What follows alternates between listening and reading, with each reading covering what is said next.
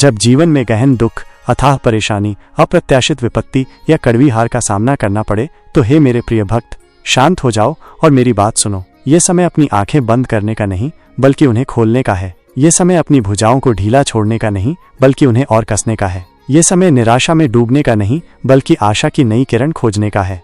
अंधेरे में प्रकाश की खोज। जीवन एक यात्रा है और इस यात्रा में धूप और छांव दोनों आते हैं। कभी ये मार्ग फूलों से सजा होता है तो कभी कांटों से भरा। जब तुम दुख में हो तो समझो कि तुम उस छांव से गुजर रहे हो जहां प्रकाश कुछ समय के लिए अदृश्य हो गया है। लेकिन याद रखना, कोई भी छांव अनंत नहीं होती। सूर्य हमेशा अपनी पूरी शक्ति से चमकने के लिए तैयार रहता है। बस तुम्हें बादलों के छंटने का इंतजार करना होगा या स्वयं उन बादलों को भेदने का साहस दिखाना होगा। ये दुख, ये परेशानी, ये विपत्ति, ये सब तुम्हें कमजोर करने के लिए नहीं आए हैं बल्कि तुम्हें मजबूत बनाने के लिए आए हैं। जैसे अग्नि सोने को शुद्ध करती है, वैसे ही ये कठिन परिस्थितियां तुम्हारी आत्मा को और निखारती हैं। हर चुनौती एक अवसर है, हर बाधा एक कदम है जो तुम्हें अपनी वास्तविक क्षमता की ओर ले जाता है। स्वयं को पहचानो।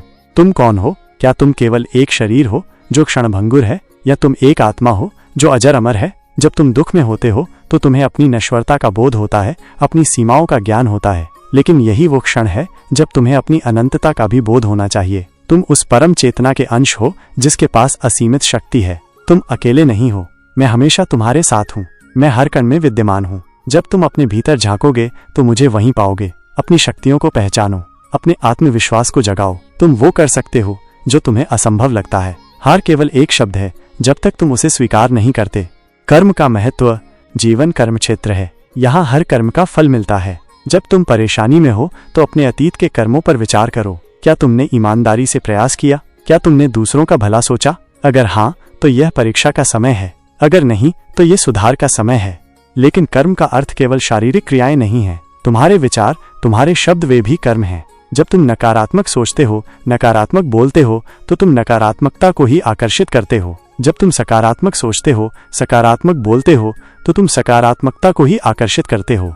हार के बाद बैठना, रोना, शिकायत करना, ये सब अकर्मण्यता के लक्षण हैं। उठो, धूल झाड़ो और फिर से प्रयास करो। दिशा बदलो, रणनीति बदलो, लेकिन अपने लक्ष्य से मत भटको। कर्म ही तुम्हारी पहचान है, कर्म ही तुम्हारा उद्धार करेगा।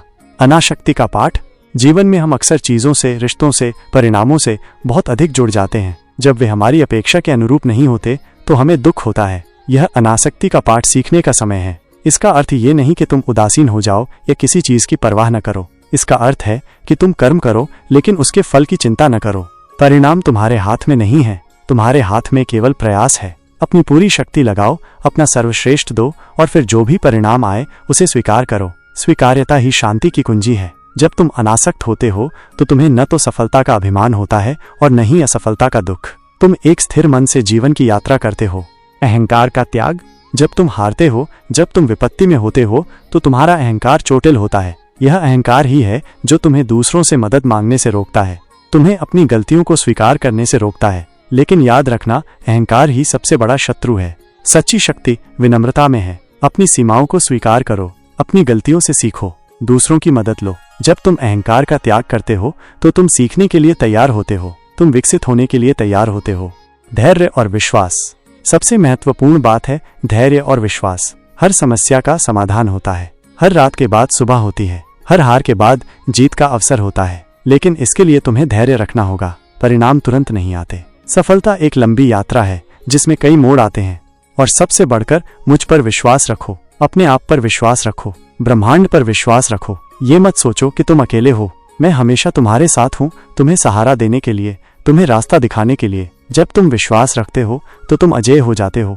ध्यान और शांति। जब मन अशांत हो तो ध्यान करो, अपनी सांसों पर ध्यान केंद्रित करो।